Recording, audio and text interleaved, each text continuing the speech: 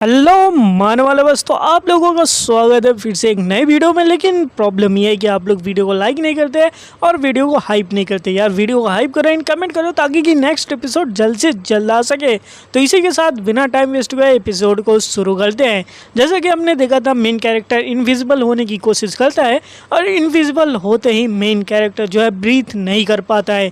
ऐसा लगता है कि वो एग्जिस्टेंस से ही ख़त्म हो रहा है एंड उसको प्रॉब्लम होती है कि मेरी बॉडी काफ़ी ज़्यादा स्ट्रेंज फील कर रही है, मेरे को जल्द से जल्द इससे निकलना पड़ेगा। लेकिन जब मेन कैरेक्टर ट्राई करता है खुद को निकालने के लिए एंड इस इनविजिबल टेक्निक को ख़त्म करने के लिए, वो डीएक्टिवेट नहीं होती है।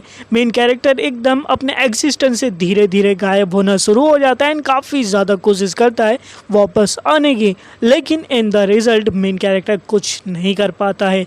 लेकिन अगले ही पल मेन कैरेक्टर वापस से एग्जिस्टेंस के अंदर आ जाता है और मेन कैरेक्टर सोच रहा होता है कि एक मिनट, टाइम, सेंस, एवरीथिंग, हर एक चीज़ ब्लर हो चुकी थी। यहाँ तक कि मेरे को कुछ भी नहीं दिख रहा था, बस मेरे को एक ही चीज़ लग रही थी, डर थी। और अच्छा हुआ कि मैं जो एग्जिस्टेंस के अंदर आ पाया क्योंकि मेरी माना ख़त्म हो गई थी एंड टेक्निक अपने आप से जो है मतलब डीएक्टिवेट हो चुकी थी और जिसको कंट्रोल करना काफ़ी ज़्यादा हार्ड है। और अगर ऐसा ही चलता रहा, अगर मेरी माना यहाँ पे ड्रेन नहीं होती तो शायद से मैं ख़त्म हो जाता, इस यूनिवर्स के अंदर कहीं गायब हो जाता। तो अब मेरे को समझ में आया क्यों किसी ने कहा था कि चेओस पावर जो है उसके साथ कंज्यूम मत हो जाना। यानी कि हमारा मेन कैरेक्टर जो अपनी इनविजिबल वाली टेक्निक थी वो केओस पावर के साथ मिक्स करके यूज़ कर रहा था, इसलिए वो काफ़ी ज़्यादा अच्छे से इनविजिबल हो पाया था, इतना अच्छे से कि वो एग्जिस्टेंस से ही ख़त्म हो चुका था। लेकिन फिर भी मेन कैरेक्टर सोच रहा था ये काफ़ी ज़्यादा अच्छी टेक्निक है, इसको मैं एक सीक्रेट वेपन की तरह यूज़ कर सकता हूँ। अगर इसको मैं अलग अलग अपने चेओस एट्रीब्यूट के साथ मिक्स करूँ तो ये काफ़ी ज़्यादा बेहतरीन जो है स्टेल्थ टेक्निक बन जाएगी और मैं इस टेक्निक को नाम दूंगा एब्सोल्यूट स्टेल्थ। और उसके बाद जो है मेन कैरेक्टर यही सब बातें सोच रहा होता है, तभी मेन कैरेक्टर के पीछे कोई आके एक लात मार के जाता है और मेन कैरेक्टर जब भाई उठता है एंड बगल में देखता है कि कौन है, तो बगल में सैमुअल चिल्ला रहा होता है और मेन कैरेक्टर कह रहा होता है सैमुअल क्या कहने की कोशिश कर रहा है। एंड तभी वो ध्यान देता है कि एक मिनट, सैमुअल कुछ तो कह रहा है, शायद से वो मेरे को यहाँ पे हटने की कह रहा है। एंड तभी मेन कैरेक्टर बोलने की कोशिश करता है कि रुक जा भाई सैमुअल, लेकिन मेन कैरेक्टर को कुछ भी नहीं सुनाई देता है। अब मेन कैरेक्टर सोच में पड़ जाता है, एक मिनट, मुझे जो है मेरी खुद की वॉइस जो है वो सुनाई नहीं दे रही है, ये तो काफ़ी ज़्यादा बुरा हो गया। क्या मैंने अपने सुनने की ताकत को खो दिया है ताकि मेरे को कुछ भी सुनाई नहीं दे रहा है। और उसके बाद हमारा सीन शिफ्ट हो जाता है और एक गार्डन का सीन हमें दिखाया जाता है जहाँ पे मेन कैरेक्टर खड़ा हुआ है और वो अब यहाँ पे अपनी प्रैक्टिस करने के लिए रेडी है कि चलो कोई बात नहीं, मैंने प्रैक्टिस किया है और इस बार अच्छी बात यह है कि मैंने अपनी हियरिंग की सेंस की एबिलिटी नहीं खोई है, लेकिन उसकी जगह मैं अब देख नहीं सकता हूँ, अब मैं अंधा हो चुका हूँ। तो ये बात तो क्लियर हो चुकी है। अपनी एब्सोल्यूट स्टेल्थ का यूज़ करने के बाद जो है मैं अपने एक या दो सेंसेस को लूज़ कर देता हूँ। अब मेन कैरेक्टर अंधा है तो एक पेड़ से जाके टकरा जाता है, लेकिन मेन कैरेक्टर सोच रहा होता है कि इसको मैंने कई हफ्तों से लगातार जो है इसके ऊपर प्रैक्टिस की है, कई बार मैंने हियरिंग की, टेस्ट की, टच की, इवन अपनी देखने की शक्ति को भी खो चुका है। लेकिन इससे बढ़िया ये है कि ये 2 घंटे में वापस आ जाता है।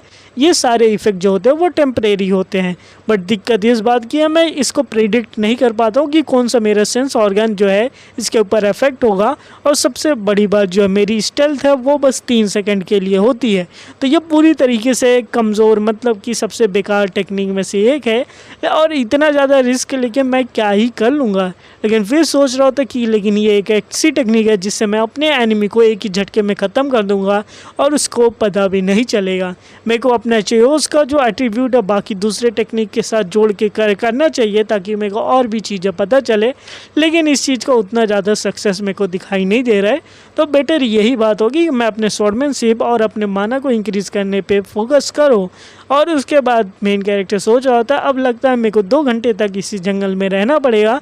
अच्छी बात यह है कि मैं सुबह जल्दी आ गया था ताकि कि मैं क्लास के लिए लेट ना हो पाऊँ। हमारा नेक्स्ट सीन शिफ्ट होता है क्लास का और क्लास हो रही होती है हमारे इंस्ट्रक्टर एरिस की और यहाँ पे वो बच्चों को दौड़ा रहे होते ताकि कि उनका स्टैमिना अच्छा हो सके। और उसके साथ जो मेन कैरेक्टर दौड़ते हुए सोच रहा होता है यार हम लोग यहाँ पे दौड़ क्यों रहे हैं, हमें तो स्वॉर्डमैनशिप सीखनी चाहिए थी, लेकिन हम यहाँ पे दौड़ ही रहे हैं। तभी हमारे इंस्ट्रक्टर एरिस कह रहे होते हैं कि चलो अच्छी बात है, सारे के सारे रुक जाओ, फिजिकल ट्रेनिंग को रोक दो, क्योंकि अब मैं तुम लोगों को कुछ और सिखाने वाला हूँ। एंड मेन कैरेक्टर कहता है कि हमारे इंस्ट्रक्टर ने बोला है सारे लोग रुक जाओ। इन सब रुक जाते हैं क्योंकि मेन कैरेक्टर भाई सीआर है क्लास का। और उसके बाद सर देखते हैं एंड वो मेन कैरेक्टर को घूर को देखते हैं।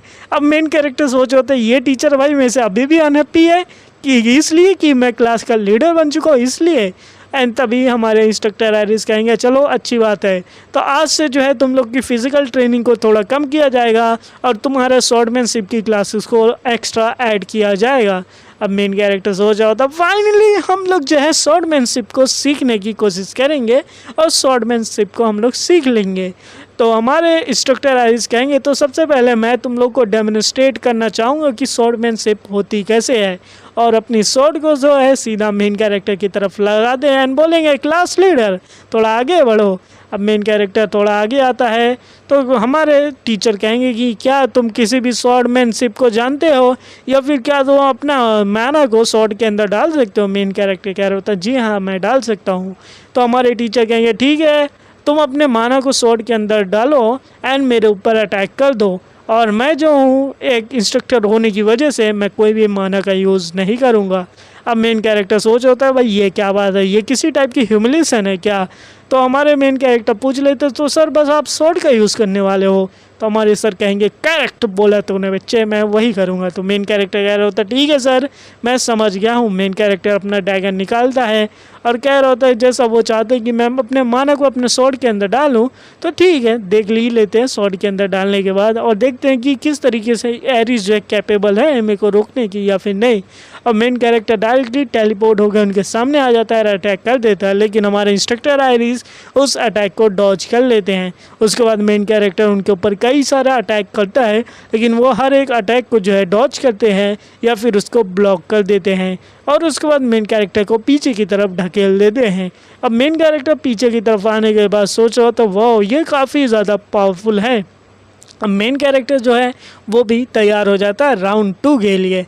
अब मेन कैरेक्टर सोच रहा होता है कि जैसा इनके साथ एक्सपेक्टेड था कि इनके ऊपर कोई भी ओपनिंग नहीं है और अगर ह्यूमन वर्ल्ड के स्टैंडर्ड को देखूँ तो ये हाई लेवल के एक्सपर्ट होंगे इंसानों के हिसाब से, लेकिन डेमन रियल्म के अंदर जो है इनकी स्वॉर्ड स्किल और माना कैपेसिटी जो है वो ज़्यादा मैटर करती है, इसलिए इनका जो है स्वॉर्ड मास्टर या एक्सपर्ट इनको नहीं बोला जाता है यहाँ पे ज़्यादा कुछ।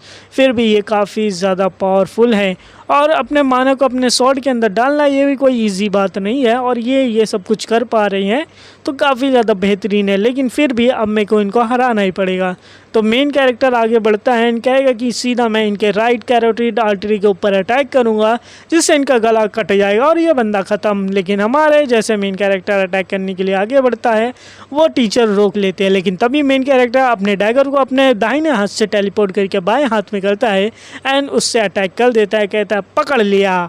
एंड तभी हमारे टीचर कहेंगे आलू खाएगा और उसके बाद कहेंगे कि ये बिल्कुल भी परफेक्ट नहीं था और मेन कैरेक्टर को भाई देख के हैरान हो जाता है कि अब क्या होने वाला है, क्योंकि मेन कैरेक्टर को हमारे टीचर काफ़ी अच्छे से पीट देते हैं और ये बच्चे ये सब देखेंगे कि मेन कैरेक्टर तो ज़मीन के अंदर धंस चुका है और हमारे इंस्ट्रक्टर सीधा उसके सामने आ जाते हैं और मेन कैरेक्टर देख के हैरान हो जाता है कि भाई अब तो मैं मरने वाला हूँ। एंड हमारी लूना दूर से देखते हुए चिल्लाती है एडल, लेकिन हमारे टीचर बोलेंगे आलू खाएगा। और इसी के साथ ये एपिसोड यहीं पे ख़त्म होता है। अगर एपिसोड पसंद आया तो वीडियो को लाइक करना है, चैनल को सब्सक्राइब करना मत भूलना।